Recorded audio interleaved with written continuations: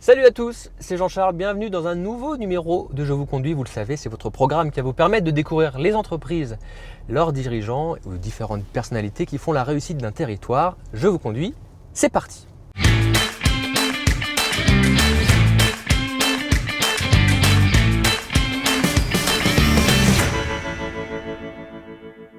Et pour ce nouveau numéro même, nous sommes en Vendée, au Puy du Fou, et nous accueillons Nicolas Devilliers, le président du Puy du Fou. Bonjour Nicolas Devilliers. Bonjour Jean-Charles. Installez-vous. Merci beaucoup. On vous laisse mettre votre ceinture tranquillement. On va vous emmener direction Angers, donc on va passer un petit peu de temps ensemble. On va apprendre on va pas forcément parler du Puy du Fou, mais aussi apprendre à vous connaître sous d'autres facettes. Comment s'est passée cette année ? C'était une année très particulière. C'était une année évidemment marquée par cette crise sanitaire incroyable qui a tout emporté sur son passage. Donc on s'est retrouvé comme tous les sites de loisirs, comme tous les lieux de culture, sous le choc d'abord et puis ensuite devant faire face à une situation absolument incroyable, quoi. C'est-à-dire qu'il fallait on repense complètement non seulement notre façon d'accueillir nos visiteurs, mais notre façon d'appréhender notre saison d'ouverture. Vous savez que le Puy du Fou, c'est une saison. C'est-à-dire qu'on est ouvert d'avril jusqu'au début du mois de novembre et qu'ensuite on est fermé. Donc cette saisonnalité fait qu'on se prépare, on tend le ressort et puis à un moment donné, on lance la saison. Et là, on n'a pas pu lancer notre saison parce que pendant 2 mois, avril-mai, on a été fermé. Comme tous les sites français d'ailleurs, on était à la même enseigne. Puis on s'est battu et je crois qu'on a réussi à faire entendre le fait que tous les professionnels du tourisme, les professionnels du loisir, les professionnels de tous ces sites qui accueillent du public étaient capables de proposer des solutions au pouvoir public qui soient des solutions sanitaires satisfaisantes pour la sécurité et la sérénité de tous. Et c'est ce qui s'est passé. On a réussi à obtenir la date du 2 juin. Et puis le Puy du Fou, lui, a rouvert ses portes seulement le 11 juin. Donc on n'a pas été les premiers à rouvrir, mais on a été effectivement une parole parmi d'autres portant la voix de ces sites qui reçoivent du public, de ces hauts lieux du tourisme français. Ce qui ne vous a pas empêché non plus de faire des investissements massifs sur cette année 2020. Il y a le Petit Versailles, oui, hôtel 4 étoiles, oui. 96 chambres, oui. Avec un restaurant. Avec un restaurant, la 500 table des couverts. Ambassadeurs, 500 couverts. Ouais, c'est énorme, 500 couverts. C'est énorme, mais ça permet d'accueillir notamment des séminaires d'entreprise, des congrès, parce que nous avons créé dans ce qu'on a appelé le Grand Siècle. Alors le Grand Siècle, c'est le nom de l'hôtel, qui est effectivement un petit Versailles. Nous avons, attenant à cet hôtel, ce qu'on a appelé le Théâtre Molière. Le Théâtre Molière, c'est notre nouveau palais des congrès. 3500 mètres carrés. C'est un palais des congrès suréquipé sur le plan à la fois ergonomique et technologique. De telle sorte qu'on puisse y organiser vraiment des événements de toute nature pour les entreprises qui viennent nous voir et qui sont de plus en plus nombreuses. On a parlé Covid forcément, on a parlé de l'activité en termes de visiteurs cette année au parc du Puy du Fou France. Alors je dis France parce que le 18 juillet c'est une date importante. Le 18 juillet, vous n'avez pas ouvert Alors non, c'est le 30 août qu'on a ouvert. En Espagne En Espagne, l'année dernière, 30 août 2019. On a ouvert notre premier spectacle de nuit qui est un spectacle éclaireur. C'est-à-dire que c'est un spectacle qui en gros annonce l'arrivée d'autres spectacles. Mais ce spectacle, il est espagnol. Il est d'ailleurs inspiré de l'histoire de l'Espagne. Et il est un voyage dans l'histoire de l'Espagne pendant à peu près 1h15. Devant une tribune de 4000 places. Donc ce spectacle remporte un vrai succès, donc on en est très heureux. Et puis il est annonciateur donc, de l'ouverture du parc, c'est-à-dire de Puy du Fou España. Puy du Fou España, ça sera un parc complet qui ouvrira en mars 2021, donc dans quelques mois. Et en 2022, il y a la Chine. Alors 2022, vous êtes, j'espère qu'on sera en tout cas avant 2025. 2022, c'était un peu ambitieux. Notre objectif, ça a toujours été 2025, d'ouvrir un site en Chine à l'horizon 2025. On y travaille effectivement activement. Là encore, on a une équipe en Chine d'une 30aine de personnes quand même qui travaille chaque jour à plusieurs projets. Pour tout vous dire, en Chine, en fait, on travaille sur différents sites aujourd'hui. Ok. Parce que la Chine, c'est un continent et la Chine, finalement, c'est presque un quart de la planète. Donc, c'est difficile. Oui, j'imagine que l'approche est totalement différente. Voilà, il ne faut pas le regarder comme un pays, il faut le regarder vraiment comme un continent à soi seul. On a en Chine un développement qui est assez naturel, qui consiste à se dire on ne peut pas vouloir devenir une marque mondiale si on ne va pas en Chine. Donc il faut regarder la Chine avec beaucoup d'intérêt. Et évidemment, je croise les doigts pour qu'avec notre équipe, nous puissions réussir à ouvrir un jour un Puy du Fou en Chine. Alors on va faire maintenant un retour en arrière. On va s'attarder sur l'histoire, qui est forcément liée à l'histoire de votre famille, mais aussi à votre parcours, Nicolas. Le Puy du Fou est né en 89. Votre papa, il regarde ça comment? Il a créé ça de toutes pièces. Ouais. Et ce que les gens ne savent peut-être pas, c'est que la cinécénie existait avant le Grand Parc. Absolument. En fait, quand mon père a cette idée folle de faire un spectacle, c'est qu'il a l'idée de faire un film qui était un film de plein air, parce que c'est pas un cinéaste et que finalement il n'en a pas les moyens. Il fait pas du tout une école de cinéma, mais il adore le cinéma à l'époque. Il est étudiant, il a 27 ans et il se dit je veux réaliser mon rêve.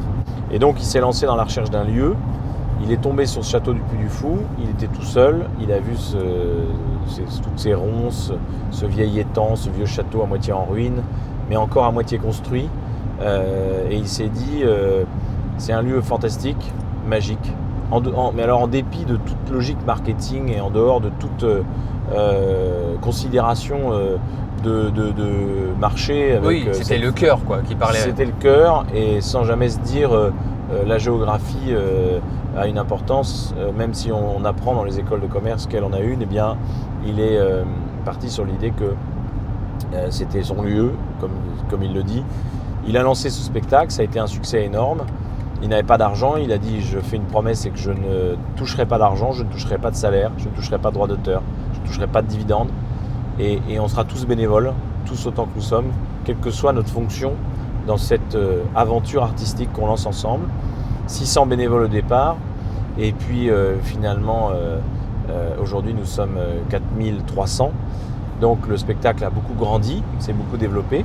Il est porté par une association depuis les origines, depuis vraiment novembre 1977, c'est la naissance de l'association, mais la première saison ayant eu lieu en 1978. Le 16 juin. Le 16 juin, exactement. Et ce succès a fait que 10 ans après, en 1988, il se dit il faut qu'on occupe nos visiteurs qui viennent de loin avec quelque chose qui se passerait dans la journée, puisqu'on n'a qu'un spectacle de nuit. Et ils arrivent à 18h, ils posent la voiture sur le parking et ils n'ont rien à faire sur le site du Puy du Fou, alors qu'on pourrait leur proposer des choses. Et c'est là que naît l'intuition du parc de jour.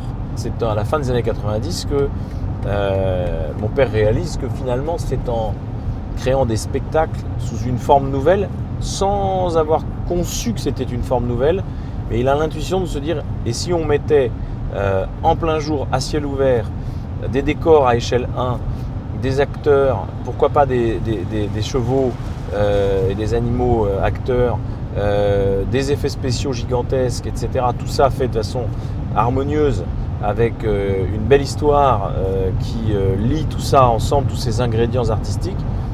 Et c'est le succès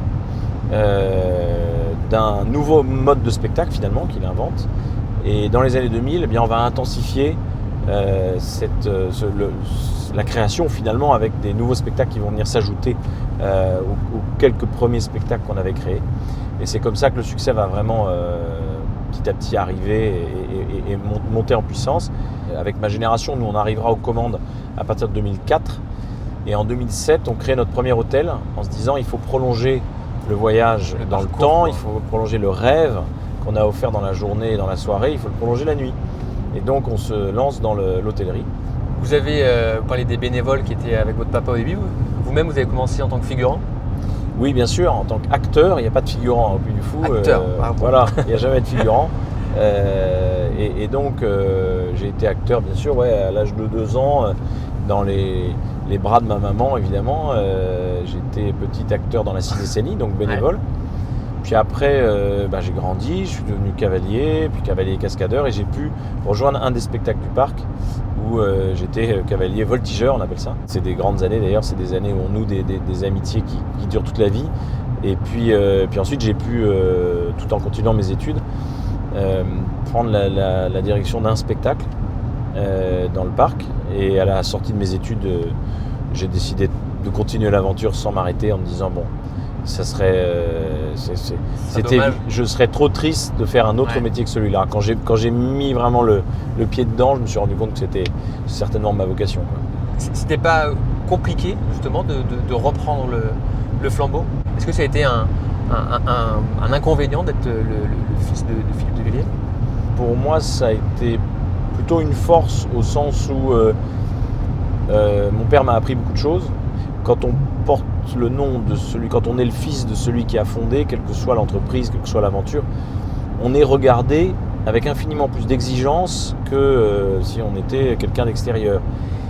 Et en même temps, si on a quelques qualités pour assumer sa mission, eh bien la légitimité, elle est d'une certaine façon plus rapide. Je crois que ce qui est très important, c'est qu'il m'a fait confiance, il me fait confiance, et on ne pourrait rien faire, et je ne pourrais rien faire si je n'avais pas cette confiance-là, parce que il faut que la règle du jeu soit claire. Quand vous reprenez une entreprise qui a été fondée par votre père ou votre mère, enfin la génération d'au-dessus, il faut que les règles du jeu soient claires. C'est-à-dire que si vous dites, si votre père ou votre mère se mêle de tout ce que vous faites, ça ne marche pas. Et moi, ma chance, ça a été justement qu'il m'a fait confiance, et il a honnêtement l'humilité de reconnaître que c'est il y a aussi un phénomène de génération, surtout quand on pense à quelque chose qui est aussi connecté à son époque que le loisir.